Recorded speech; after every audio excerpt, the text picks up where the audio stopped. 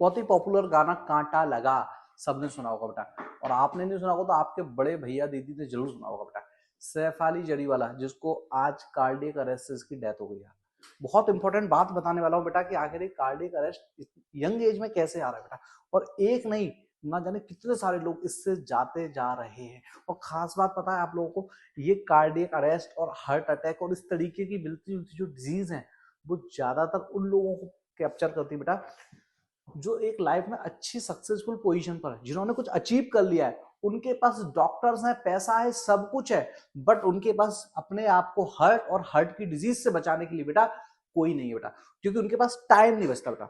ऐसा क्या इशू था बेटा, जब इसको कार्डियक अरेस्ट आया तो इसको हॉस्पिटल ले जाके ठीक नहीं किया जा सका, क्योंकि इसमें बेटा जो गोल्डन टाइम होता है, लाइफ लिविंग टाइम, वो बहुत कम होता है। और हम इससे कैसे बच सकते हैं, क्योंकि हम सब भी कहीं ना कहीं डॉक्टर, आईआईटी, आईएएस ऐसा कुछ बन के एक सेलिब्रिटी बनने वाले हैं।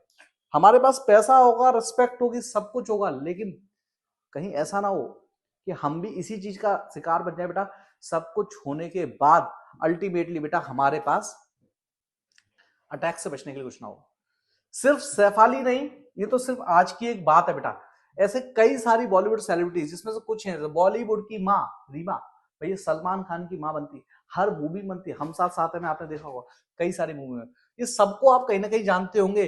राजू श्रीवास्तव को सब जानते हैं बेटा। मुकेम्बो खुश हुआ, अमरीश पुरी इसी से गया। रजाक खान इसी से गया, एक बहुत फेमस कॉमेडियन था, कई सारी मूवी। कादर खान इसी से गया। दैनिक भास्कर न्यूज़पेपर, सब उसके चेयरमैन रमेश चंद्र अग्रवाल। अहमदाबाद एयरपोर्ट पर अटैक आता, कुछ ही बेटा मिनट्स होते हैं जिसमें कोई उन्हें बचा नहीं पाता। मतलब समझ रहे ना किनको आ रहा है, जिनके पास सब कुछ है बेटा, बट उनको जब आता है तो कोई बचाने वाला नहीं होता है। आखिर क्यों हो रहा है, कैसे हो रहा है, इसको जानते हैं। छोटी सी बेटा क्रोनोलॉजी है, उस क्रोनोलॉजी को समझिए। उसका रीजन है बेटा एनवायरमेंटल पॉल्यूशन, और साथ में हमारा बढ़ता हुआ आउटसाइड फूड। हम लोग घर के खाने से बाहर के खाने की तरफ जैसे जैसे शिफ्ट होते जा रहे हैं, मैदा और जंक फूड खाते जा रहे हैं, ऑयली और स्पाइसी खाते जा रहे हैं, ये उसका बहुत बड़ा मेजर रीजन है। आइए समझते हैं कैसे। आप सबने कुछ नहीं, छोटी सी चीज की बात करूंगा, पेटिस।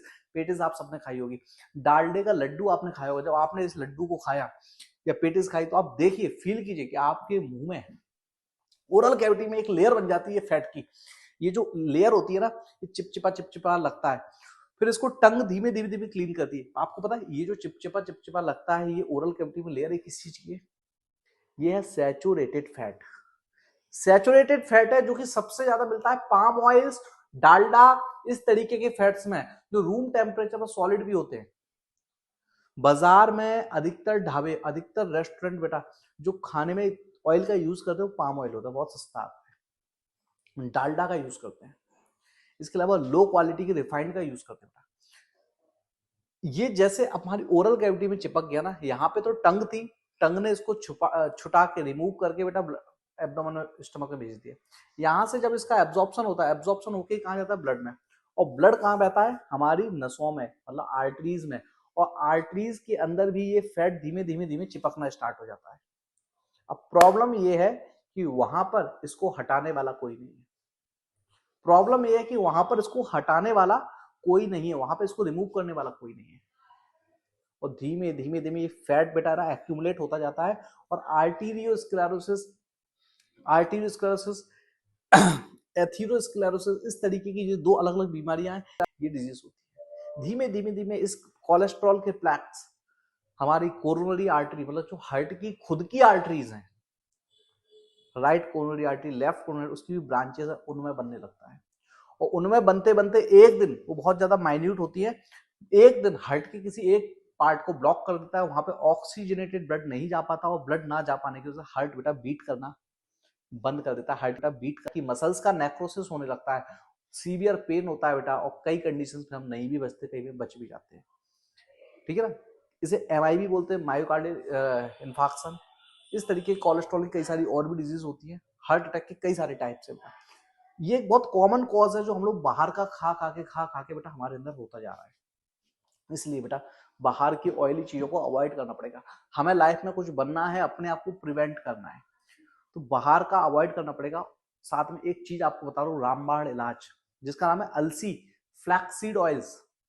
फ्लैक्स सीड, अलसी के बीज, उसका ऑयल होता है। अदरवाइज एक मुट्ठी अलसी आप डेली खाना स्टार्ट कर दीजिए। इसमें आपको पता क्या मिलेगा, इसमें मिलेगा ओमेगा 3 फैटी एसिड, जिसमें गुड कोलेस्ट्रॉल होता है, जो कि बेटा इस तरीके के बैड कोलेस्ट्रॉल को रिमूव करता है, हार्ट की इस तरीके की डिजीज को बचपन से ही प्रिवेंट करता है। आप भी यूज कर सकते हैं, आपके मम्मी पापा भी यूज कर सकते हैं बेटा, ठीक है ना। जरूर यूज करो, एक मुट्ठी सस्ती है और लाइफ सेविंग है बेटा। बाजार का खाना बंद करेंगे, अलसी का इस्तेमाल जरूर करेंगे। और एक बेटा और बात बताते हैं, काउज मिल्क हार्ट की डिजीज और हाइपरटेंशन में काफी ज्यादा प्रूव्ड मेडिसिन की तरह काम करता है। मैं नहीं कह रहा हूं, फाइनल ईयर एमबीबीएस की मेडिसिन सब्जेक्ट की बुक मैथ्यू, जिसमें मैंने खुद से पढ़ा है, उस बुक में भी ये लिखा हुआ है बेटा कि कार्डियक डिजीज और हार्ट डिजीज में बेटा जो काउस का गाय का दूध बेटा बहुत ज्यादा काम करता है। हम लोग बहुत बड़ी भूल करते हैं, भैंस का दूध क्यों लेते हैं, गाढ़ा है। अरे गाढ़ा है, यही तो प्रॉब्लम है। उसमें जो गाढ़ापन है वो सैचुरेटेड फैट की वजह से है, जो कि अच्छा नहीं है। हमको काउस का मिल्क की साइड शिफ्ट होना चाहिए, इसमें सैचुरेटेड फैट बहुत कम होते हैं। बकरी के दूध में कम होते हैं, गाय के दूध में कम होते हैं। इन दूध की साइड बेटा शिफ्ट होना चाहिए, इससे हार्ट डिजीज में भी प्रिवेंशन मिलेगा, साथ में ये हमारे ब्रेन हेल्थ के लिए भी इंपॉर्टेंट होता है।